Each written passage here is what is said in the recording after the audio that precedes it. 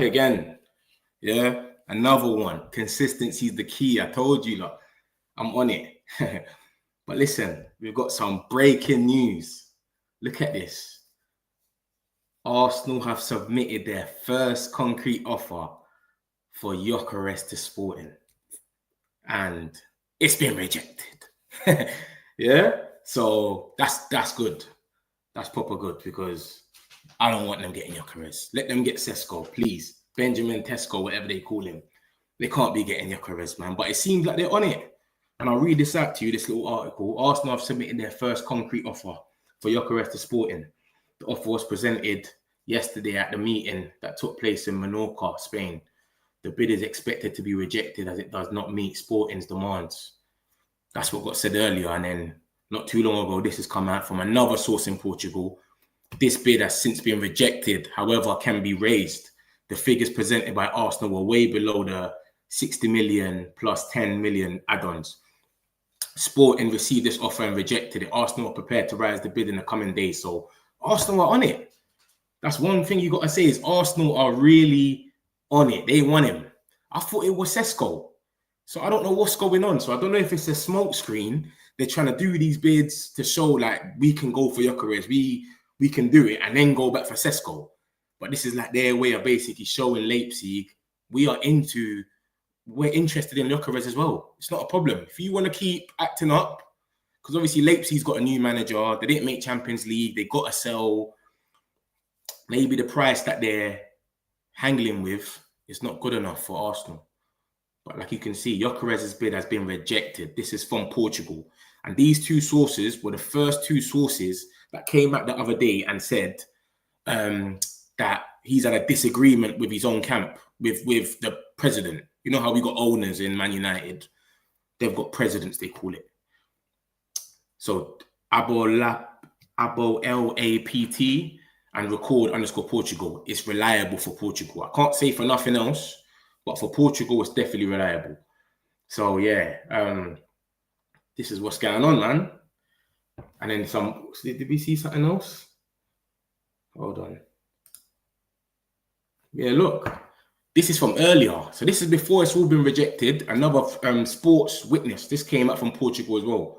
CNN Portugal. Fixed fee below 60 million, not considered enough. Manchester United expected to offer more, but are having problems with the players' camp. So what does that mean for us? Are we fucking this up? Are we messing this up then? I don't understand. Like, what do you mean having players with the players' camp? Ruben used to work with this geezer. What are we doing? So, I don't know, man. I'm not confident anymore, man. Like, I know we got to sell anyway to be able to buy him. So, I don't even understand when it's saying Manchester United expected to offer more. I don't understand that. Because how are we even trying to offer if we got to sell to buy? Are we just trying to, like, wrap the deal up and then let him know we're going to come back after we've sold players? Or are they just using our name? Do you know what I mean? Because I don't understand. We have to sell. If we're getting Mbeumo, we have to sell to be able to buy Gyokeres. There's no way we can just buy him right now. Like, so I don't understand it. But I want Gyokeres to come to Manchester United. I'm seeing a lot of discourse, a lot of arguments. Oh, he's not good enough. He's not going to do it. He's not going to translate. 60 goals ain't going to translate to the Premier League. Blah, blah, blah. Listen. Give the geezer a chance. He's proven, at least in Europe, that he can do it. He's top of the Nations League as well. That's internationals. That's not just the Portuguese league, is it? He's playing against international players, and he's still top. So I don't understand. And then there's another article, it might be the same article actually, Sport Witness. According to record, Victor Gyokeres' agent has met with Manchester United as well. The agent is expected to present an official offer to Sporting CP in the coming hours, although it's not yet clear which club the offer will come from. obviously we could just see Arsenal's the one that offered the offer. So what's Man United doing? What are we doing? Are we just sitting around? Or is it literally what I'm saying? We have to sell. It's coming like it's true then. Like, because that's what I believe, that we have to sell before we can do anything. So why is our name in this so heavy then? Why have we been gassed up like this for the last week or so? Gyokeres, we're talking to Gyokeres' camp. This is from Fabrizio, all these Portuguese outlets, even some that are closer to home, like the Athletic and certain things have come and said, Manchester United have made contact with Victor Gyokeres' camp. What are we doing? What are we making contact with them for then? If we're not involved, why is Arsenal putting in all the work? Why is everything just Arsenal? Are they using Arsenal's name? I doubt it, because there's too much going on. This is what I'm saying. Like, it's been like 2 days now that Arsenal's name has been getting dragged into it. Arsenal was fully out of it. It was just Sesko. That's all we was hearing. Arsenal want Sesko, that's it. Now, every minute, Arsenal make a bid. Arsenal are going to make a proposal. Arsenal. It seems like they're serious, man. It seems like they're serious. I hope they don't go back in for him, or this offer is not even true. But listen, these two outlets, it's the ones that I showed before, they've been reliable. Yeah, they was reliable the other day when they said that they fell out with the president, and everyone just shrugged them off. Whatever, man. Like, and look, it's blowing up now. Fabrizio's talking about it. Like, he's having madness with them. He's having dramas. He wants to leave. He's already said to Sporting, I will not play for you lot again. So we already know Sporting have to sell him. But it's like the president's just turned around and gone, you know what? This geezer scored 65 goals. What am I doing? I'm going to sell him for 60 million euros. That's 52 million pounds here. 52 million. We bought Højlund for 75, I think it was. 72, sorry.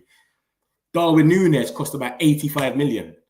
Like, look at the money that he was selling him for. So he's turned around and said, you know what? I'm not going to sell him for no 52 million. I'm going to bump it up. And then they've ended up having a disagreement, because now Gyokeres is stuck and nobody's, obviously a bid's come in now, but at one stage, nobody was coming in for him, or nobody had bidded anyway until today, if this is true. So it's a tricky one, man. I hope it's false, to be honest. And I hope Arsenal didn't bid. They haven't got them intentions at all. Because if they did bid, they're showing that they really want Gyokeres, which they should have been in for in the beginning anyway. I don't know about all this Sesko stuff. I know they're trying to do the project thing. Sesko's 21, Gyokeres is 27, but Gyokeres is prolific. You can't score that much goals and not be like a decent striker. You know what I'm trying to say? And that's all we need, is a striker. We can't keep Rasmus Højlund. Oh my gosh. It's crazy. We're going to get into him as well. Don't worry. We're going to get into him. And then the other big one that came today, not even today, in the last 20 minutes or something, is Ekitike. Manchester United have now officially entered the race for Hugo Ekitike. Listen, I've seen him play a few times. He looks like a baller. I don't know if he's a proper number 9, if you can count on him to score every time he's in the box, like a Harry Kane. You know what I mean? Like, I don't know him for that. I just know him to be a bit flary, a bit of an Isaac type of player, but he scores a bit of long-range goals. I've seen him score 1-2, but I don't really know too much about him. So, yeah, I don't know if would be a good signing or not, but look at the price tag. Let me read it out. Manchester United have made contact with Frankfurt within the last 48 hours, expressed concern, concrete interest, and gathered all relevant information. Liverpool and Chelsea remain in the race, and now Manchester United are in as well. Price tag 100 million euros, so that's like 85 or whatever, 87. And that's from Florian Plettenberg, who is very reliable for German news. Not, I wouldn't say very, but he gets a lot right. But I can't see us going into that, to be honest.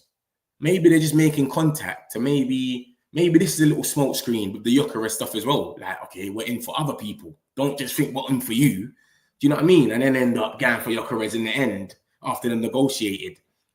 How are we going to go and pay 85 million if we can't even pay or make a bid for Gyokeres right now? This is what I'm trying to say. It's not really making sense, but it does say express concrete interest and gathered all relevant information. So maybe they just want to know how much is he going to cost? Is anyone close to buying him? Blah, blah, blah. Just the little ones and twos. But yeah, like I said, I don't really know too much about him. I don't know if he will be worth 100 million euros. I haven't heard enough. That's a price that if Gyokeres was worth about 80 million from last year, and then he came out this year and scored 63 goals, whatever he done, I don't think anyone will be complaining, because he's showed, look, I can do it. I know it's a lot of, he done it in a Portuguese league though, so can he check? So, but that would make sense. Darwin Núñez got bought from there as well for 85 million. So if Gyokeres can go for less, come on. And he scored half of the goals that he has. But yeah, Ekitike, I don't really know too much about him. But yeah, this has just come out and literally in the last 20 minutes. So we'll see how this one evolves. But I can't see it happening, to be honest. Osimhen. This is my favorite out of the three. If you're going to talk about all three of the strikers of Gyokeres, Ekitike, and Osimhen, oh my days, Osimhen has to be top of that list. But the only thing with him is his wages that are crazy. And what I thought earlier was, this guy turned down Saudi. How can you turn down Saudi Arabia? They offer the most money to everybody. Literally, look how much they offered Bruno. Like, and it's tax-free over there as well. So if you turn down Saudi, then I don't think anyone's got a chance, especially in the Premier League. You know what I'm saying? Everyone's trying to fix up their tax, their wage bill and all of that. So how's it going to happen? I don't understand. But Manchester United have continued conversations with Victor Osimhen's camp. Sources close to the player insist he would already be in Saudi Arabia if money was the most important thing to him, which is true. That's a good point, to be honest. And this is from Graham Bailey. And this is the actual article. He obviously tags the article in. And this is when I went into the article where it says, what Victor Osimhen is thinking about joining Manchester United, wage demands and Saudi Arabia snub. Manchester United are in the market for a top number 9 this summer with a handful of options to choose from. When the season ended, many fans assumed that the priority, number 1 for Manchester United, would be to sign a new striker to replace the struggling Rasmus Højlund. I hope that's the priority, to be honest with you. After we get Mbeumo in, I hope that's the priority. And me being real, I will take any of the Victors. Victor Osimhen, Victor Gyokeres, I'll take any of them. Bring them to United, make them the number 9. If Højlund's there as a bench player and he can get a little 20 minutes at the end of it, no problem. That can run. But there's no way we should be going for someone that isn't Victor Gyokeres or Victor Osimhen. Victor Osimhen, the one thing I'll say about Gyokeres is he's not really the area jewels. He don't really score a lot of goals with headers. That's the only thing about him. Osimhen, all of that. I couldn't tell you how much headers he scored. Like, I've seen comps of him just scoring headers left, right, and center. So all day I want Osimhen to come, man. He's the proper striker, man. We could just have a boring game and you just pull it in the box, just cross it in the box, and he might make something out of nothing. That's what you need. So yeah, he's my favorite. Osimhen is definitely my favorite, and then it will be Gyokeres, because I just think he's a proper striker, man. He'll bully you. Like, defenders ain't getting nothing out of him. He's good in the air. He strikes good, left and right foot. Come on, man. Like, we need to make a good decision. But like I said, we've got to sell, man. We have to sell before we can get a striker, man. It's evident. So after we've sold somebody, obviously, if we sell Garnacho or Rashford, then we can automatically just buy someone straight away. Because you got to remember, they're from the academy. Anyone from the academy, once you've sold them, you get treble. You can spend treble up the money straight away. So if Garnacho goes for 50 million, we can spend 150 million straight away. And obviously, you got to remember, most deals come in installments anyway. So let's just say we go and buy some. Let's just say we bought Osimhen from Napoli for 70 million. We could pay 25 mil, etc. Do you know what I'm saying? Like, 1 year, 25 mil, next year, 25 mil, and it adds up. Like, it's crazy. It's all installments now. So you'll be able to spend so much money and really rebuild the squad. But this is the problem we're having. It's like no one's leaving. And then you got Anthony, Sancho, Casemiro, I don't think anyone's even in for him. Who's leaving the squad? This is what I'm saying. For us to even rebuild, it's crazy. But yeah, Osimhen, this is a good link. He said what he said. He said we've continued conversations with his camp. So obviously, we're thinking about it at least. Yeah, so we've had Gyokeres come out in the last couple of days, or every day now. Osimhen come out today. And even a few days ago, it come out that Man United's his dream club. I don't know if that's true. And then we've had Ekitike come out in the last half an hour or so. So that's 3 strikers. So we're definitely talking or doing something where we want a striker. Do you know what I mean? So we'll see how it goes. And it might all be down to this guy here, Rasmus Højlund. You've got Padula, Alfredo Padula. He's from the Italian journalist type of thing. And he's saying that Højlund is the alternative option for Napoli because they've gone for Darwin Núñez and they've not got him. I don't know what's going on. I think Liverpool want too much money or something. Núñez is definitely meant to leave, but I don't know if he wants to go Saudi and just get his check or what. But yeah, Núñez doesn't want to go Napoli. So Højlund's an alternative option, but he's among others with Lorenzo Luca and Boni. I don't know who they are. They might be in the Italian league or something. Alfredo Padula, he's reliable. And he spoke about the fight as well with Gyokeres and his president, owners, whatever. So he came out with that as well when it was going off. So he's a bit reliable. And then this is something from Rob Dawson, ESPN, and I would say he's reliable as well. He comes out with stuff all the time, and more time it checks out. He says, Man United are yet to make a decision on Rasmus Højlund's future. Wait, let's just stop there. What do you mean? What do you mean? What are you talking about? Rasmus Højlund, like I said, unless he's going to be a backup, he has to go. I think he should go anyway, just to get a break. Just, you know what I'm saying? Start scoring some goals, go to a league that's slower, get a little break, take it more in, confidence will be back, and then he can come back, if anything. Go on a little loan somewhere, a slow league, then come back, you're feeling yourself a bit, and then it is where it is from there. But what are you lot thinking about? There's nothing to think about. Rasmus, he's not good enough to lead the line. So, yeah, Manchester United are yet to make a decision on Rasmus Højlund's future with all the options on the table. He's I can't even pronounce that, but yeah, had conversations with United Chiefs last week about their plans for him.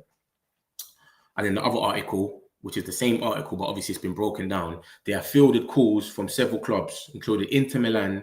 United are not ruling out anything, including keeping Højlund as part of the squad or sanctioning a season-long loan. That is the best thing. Season-long loan. Go out there. Go somewhere like Inter Milan, like you're saying, score some goals because there's a lot of space over there. Højlund's like a counter-attack player. Give him a league, one of them Inter Milans and that, there's a lot of counter-attack. Even Spain, look at Anthony. Go out there and score loads of goals, come back, you're going to be filled with confidence, and then that's you. Literally, that's what you need to do. So, yeah, I believe in him to just go out. He could come back. I wouldn't say sell him and get rid of him. He's a Man United fan. You've been given the opportunity to play for your dream club. Like, I respect it, innit? But he can't lead the line and be it's not even fair on him. Do you know what I'm saying? Like, it's not even, I wouldn't even put that on him. It's not even fair for him to do that. So, I don't think Rasmus Højlund should be here leading the line. Unless we go and buy a striker and you can give Rasmus Højlund 20 minutes at the end of that, then I think it's a myth. There's no point. You're just going to hang him out to dry again. And look what they've done with Anthony and Sancho, to be honest. Go on a loan, find your feet, feel yourself, and then you come back. I don't think Sancho's going to come back and be able to play, to be honest. Especially after that freedom stuff as well. You went crazy. Yeah, freedom fighter. You went mad with that one. But yeah, so Rasmus Højlund, I don't think he's gonna leave, man. You know what I mean? Like, I don't think he's gonna leave. I think Inter Milan, they'll come for a loan or something, or they'll come for a stupid price. And remember, they got Thuram and Martinez anyway. So what do you want Rasmus Højlund for? Unless something's going on with one of them, one's injured or something, what do you even need him for? Ain't they got Taremi as well? Yeah, that one's a shocking one. I don't even know what's going on. But yeah, I don't think Rasmus will leave, but hopefully he does for the best for him. Just go out there, bang some goals, get some confidence, come back, and then you can get your little 20 minutes after the main number 9. 20 minutes, 20 minutes, 20 minutes, FA Cup, you can start, Carabao Cup, you know what I'm saying? Take it easy like that, but you can't have him as a number 9, man. That last season was crazy. The amount of chances he had was mental. And then we got Marcus Rashford. I want to read the article from Tom Colomos or something like that. Aston Villa, best chance to sign Marcus Rashford is through loan, but it's challenging. Rashford dreams of joining Barcelona, while United wants to sell him permanently for around 40 million before July the 1st for PSR calculations. If Rashford doesn't pursue Luis Diaz seriously, if Barca doesn't pursue Luis Diaz seriously, my bad, Rashford may be their next target. He may be, though. And Diaz already said, that he was looking at the market, etc. They got a bid and they said no. So Liverpool have already said no a few days ago and they haven't come in for Rashford. So what are we doing? But Rashford's always said he wants to play for Barca. So it's interesting to see if he would go anywhere else. Because he went Aston Villa, he kind of revived himself instead of just sitting on the bench. He wasn't even on the bench, remember. He got put on the bench for one game because we didn't have enough players. So yeah, he wants to go to Barca bad. He's always wanted to go to Barca or Spain. So yeah, man. I don't know if they'll go for him, man. Barcelona, man. They've got so every time I go on a Barca page, they'll have like we're linked with Nico Williams, or there'll just be another winger all the time. Rafael Leao, that's the next one. Like, so I don't know, man. But then we had Gimme Sport come out of nowhere and say Manchester United have suffered a major setback in their bid to sell Marcus Rashford, as his desire to join Barcelona has resulted in the clubs deciding that they would prefer to only pursue a loan deal if they have scope to do business in the final days of the summer transfer window. So that's what I'm saying. So what's that then? Is that Barca telling us that they're not going to pay the 40 million? Like, this is crazy. And even this getting leaked, if it's true, like, what are you telling us then? That you could just come in for a bid and just undercut us then? Do you know what I'm saying? Even the way that we've got it all out, that we want to sell all these players, it's a bit, we've handicapped ourselves. Do you know what I'm saying? Everyone's just going to be coming there, low balling. So say someone comes on the last day of the transfer window, or July the 1st, like they said, for PSR calculations, and they say, you know what? Here's 30 million for Marcus Rashford. Sir Jim sitting there, we've been trying to get 40, no one's budging, no one wants it. You think you're not going to take it? 30 million. So, it's a mad one. It's a mad one. I don't know where Rashford will go, man. Even the Villa one, that was a late one last time. And look, Villa had a chance to sign him. They didn't sign him. And Villa's got a lot of PSR problems. They're talking about selling Onana and Morgan Rogers. So, and you got to remember, Marcus on a big wage. So what are they going to do? They've got PSR problems already. You're not really going to sign someone with a big wage, are you? And Barca, I don't know if they're going to end up signing him, you know. I want him to sign him, and I think he'll do well as well, because Spain is one of them leagues. There's so much space. Players that counter-attack, Martinelli, Garnacho, Rashford, them type of players, even Højlund, they'll have a field day over there. Look at Anthony. Anthony couldn't beat a man when he was over. Now, he's getting MVP every game. So Rashford will kill it. And remember, he could play 9, play as a 9, he could play on the wing. Lewandowski's on his final years. Do you know what I'm saying? So I think that would be a good coup for them, but I think they're not feeling the 40 million. They're trying to just make it go down and down and down as much as they can, and then come and grab him. Maybe they'll get a little loan with a 35 million. Remember, we do some good transfers. Don't get it twisted. Like the way we're not going too crazy like we used to go with the Glazers. But that Sancho loan obligation stuff was crazy. How have you got an obligation and someone can just opt out by paying 5 million? What type of obligation is this? what does obligation even mean anymore when it comes to Man United? You know what I mean? So as long as we don't do no obligation, some Sancho type of obligation where you can have freedom in it and you can just 5 million and opt out, maybe do something like that. Loan him out, obligation, that proper obligation, go. But he only wants Barca. That's our problem. He doesn't want no Aston Villas or nothing, which is crazy. So we might be stuck with him for a minute, man. But yeah, the main news is anyway, I'm going to go back to it to just summarize, is Gyokeres has rejected the bid. Sorry, the bid for Gyokeres has been rejected, not Gyokeres personally. He would probably have went. I think Gyokeres is going to, he would go to Arsenal.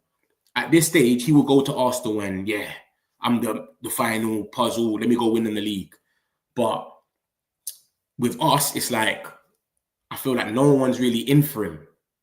Because no one's in for him, I just want to leave. I'll go to Man United and link Ruben. Do you know what I mean? If it was like 4 clubs in for him, I don't think he's even thinking about us.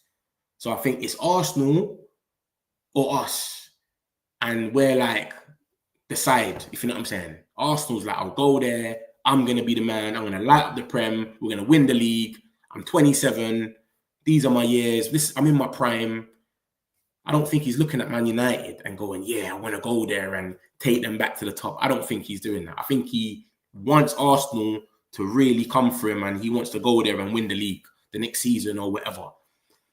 But if Arsenal don't come in for him and how it was coming, they want Sesko, etc., then, all right, I'll go to Man United. Like, I remember he's had all this bust up with his president, owner, etc. So he wants out. So anything will do. And you got to remember, he's on a little wage anyway. So you come into the Prem, your wage is going to be patterned. You're probably going to be on treble what you was getting before. So that's what I think it is. I think if Arsenal really bidded for him, as it's saying, from these Portuguese outlets, and they carry on pursuing and they end up they match the bid, he's going. There's no way he's going to turn around and reject them and say, nah, I want Man United. Like Cunha and Mbuemo did. Like, they want Manchester United. Cunha's come out today and said, I've been a fan ever since I was a little kid in Brazil. That's the players we want anyway. We want players that Cunha wants to take the 10, pull it on and say, I'm going to take Manchester United to the top. I'm going to be the one to change this. I support Man United. So he's going to be playing with more passion than other players. Do you understand? We've had players come in with our last regime when the Glazers was just involved. You got Casemiro. He's like at the latter of his career. Not that I'm blaming him for anything, but you just get a nice wage check. Come. Yeah, I'll chill. I'm still going to put in the work and try. Remember, we did win the Carabao Cup the next year, whatever, but you're just like, it's my last bit. Let me just get my little check and cut. So we need players that are actually hungry. I want to win. I want Man United to go back to the top. And Mbuemo seems like he suits us. He's literally rejected Tottenham, rejected Newcastle, rejected Arsenal, and said, Man United is my preference. That's players that we want. Do you know what I mean? So if Gyokeres was to come out tomorrow and say, I don't want to go to Arsenal, I want to go United, I'll support him all the way. Like, I love players that just, I'm Man United. Yeah, and that's why I feel sorry for Højlund, because he's a Man United fan as well. So it's like, you've done your dream move, but you're just not. Do you get it? We kind of dealt with him wrong. We didn't have someone that could just back him up and he could just come off the bench. Look at the way City dealt with Alvarez. Haaland's the main man. Alvarez will come off the bench. And then before you know it, Pep will play him in the 10 or play him on the wing. But he wasn't the main man. That's crazy what we done to Højlund. So, yeah, hopefully we get Gyokeres, man. I hope this is Arsenal just leave it. Our bid's been rejected. Let's just leave it and go for Sesko. Yeah, he's 21. He's better for our project, etc. And Ekitike as well. That's who we're linked with. It came out about an hour ago now. We've entered the race for Ekitike. Like I said, I ain't really seen too much of him. I'm seeing him score a few bangers. And these are when I was watching Mamouche, his little comps. So I was trying to see Mamouche's comps, and I'm seeing Ekitike in there linking up with him properly. And yeah, I've seen him score a few good goals. But I don't know him enough for him to be 100 million euros. That's crazy. Do you know what I'm saying? And this is what I'm saying about the price tags now. They've just gone mad. Like 100 million euros is mental. And this might be a smokescreen to make Liverpool and Chelsea just bid or go crazy or have a bidding war or something. Do you know what I'm saying? Like, you've got to go a bit more up. I can't see us being in for him. I can't see it, man. Maybe we have made contact and we want to see what's going on, but I can't see us going for Ekitike. Like, how does he suit Ruben's? I can't see it happening. Ruben wants a proper number 9. That's why half of the fan base is saying, get Mateta, Delap, Mateta. Even players we're all linked with. When you look at it, Delap, Mateta, Gyokeres, and now Osimhen. All of them are just number 9s. Put their box players. You put them in the middle of the box. The ball lands to their feet. They score goals. That's the players that we're linked with. So Ekitike doesn't even suit that, if you know what I'm saying. He's a bit stylish from what I've seen. Like, he can take players on and, you know what I mean? I've never known him to be in the box. Just sits like... So I don't know, man. I don't know. But this is the guy that I want us to get. Victor Osimhen. Literally. I think he's the one, man. One of the Victors will do, but Victor Osimhen's my favourite. Literally, man. And when you give him people to link up with, and you put Cunha and Mbeumo behind him, and you got to remember as well, Cunha's chance creation is high. Mbeumo's chance creation is high. He's like 4th on the list or something, or 5th, something like that. And then you've got Bruno Fernandes. That's got the best chance creation in Europe. Do you know what I mean? And you got to remember as well, when you look at our team, who can really score headers? Who do you feel confident with when you're watching that can score headers? I can think of 2 people that I'm confident that will score a header, and that is Harry Maguire and Casemiro. And that's 2 players that we will probably push out by next year. Do you know what I mean? Casemiro and Harry Maguire will probably get pushed out next year. If a bid comes in for Casemiro now, he's gone. So if the only 2 players that have got an aerial threat that could score a header is Casemiro and Maguire, and that's the only ones that I'm saying. Obviously, if De Ligt plays, it'll be De Ligt, but it's always one or the other, innit? It's Maguire or De Ligt. But I'm saying, so if De Ligt, Maguire, and Casemiro, you've got 2 players. You need some more players. And say Casemiro and Maguire goes, we'll have a small team. Imagine them Mbeumo, Ahmad, Bruno. It's not really you know what I'm saying? We're not really the Ugarte. We're not really the tallest team in the world, are we? So I'm thinking about going forward and scoring goals with your head, just randomly one, stuff like that, aerial threats. And remember, going back and defending all these corners. How much corners, set pieces did we concede from last year? Do you know what I'm saying? So we've got to think about all of these things as well, man. So I think that's why I think Osimhen, that's the difference between Gyokeres and Osimhen. Gyokeres, he's not the best aerial threat. He's not the best. He's not an aerial threat. Literally. Doesn't win a lot. He wins a lot of aerial duels, but he doesn't score a lot of goals with his head. Big difference. Osimhen scores everything. He's got a comp just of headers. Left foot, right foot. Put him in the box, he's going to make it happen. Corners, he's scary, etc. So I think we should go for Osimhen. But we'll see what happens. It looks like we're in for Osimhen. We've made contact with Ekitike, and Gyokeres' bid has been rejected. So we're going to see what happens. I'll be back later. I'll update you lot a bit more. Like, subscribe. You know the whole jazz. I'll see you lot in a bit.